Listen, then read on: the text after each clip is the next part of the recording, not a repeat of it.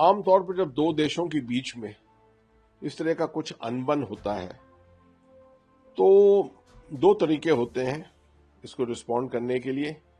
एक तो government to government कुछ किया जाए, सरकार दूसरी सरकार के साथ, या फिर कुछ सिंबॉलिज्म के साथ, सिंबॉलिक्स के साथ पॉलिटिकल प्रेशर किया दिया जाए, या किसी तरह की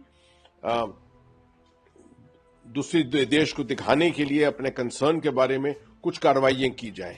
मैं समझ रहा हूं कि भारत सरकार ने इस पूरे मामले को, हालांकि ये बड़ा सीरियस मामला है, इस पूरे सीरियस मामले को बहुत मैच्योरली संभाला है अभी तक।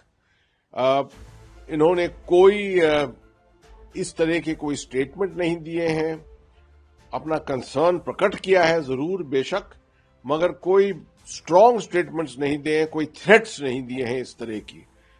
इसके बावजूद कि इस तरह के प्रोवोकेशन हुए हैं, वहां पर हिंदुओं की लिंचिंग हुई है, इस तरह की कार्रवाइयां हुई हैं।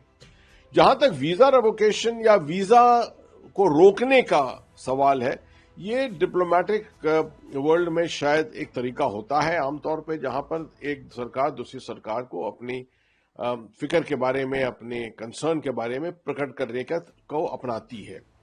क्योंकि हमारे हाई कमीशंस इस वक्त वहां काम नहीं कर पा रहे थे और हमने वीजास को विदहोल्ड किया, उसकी वजह से बांग्लादेश को भी अपना कुछ कंसर्न दिखाना था, इसलिए उन्होंने भी वीजास को विदहोल्ड कर दिया है।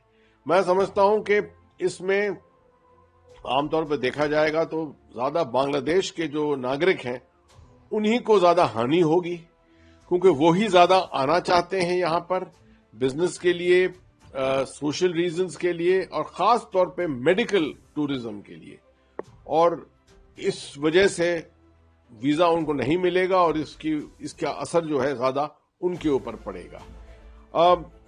बाकी जहां कार्रवाइयां हैं, बांग्लादेश हाई कमीशन के बाहर इस वक्त डेमोन्स्ट्रेशंस भी हो रहे हैं।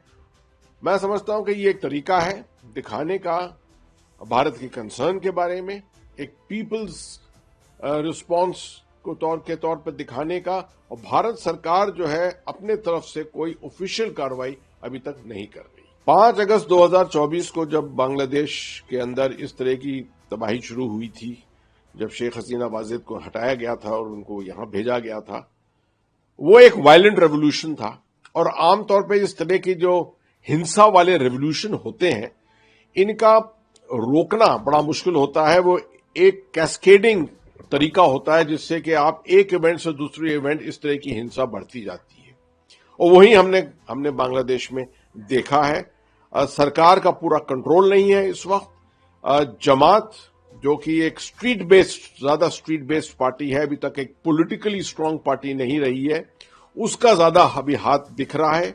और 12 फरवरी को इलेक्शंस ड्यू हैं। जब तक ये इलेक्शंस नहीं होते हैं तब तक ये पॉलिटिकल पावर ज्यादा सड़कों के ऊपर, स्ट्रीट्स के ऊपर दिखाने की कोशिश होगी, और वही हम देख रहे हैं।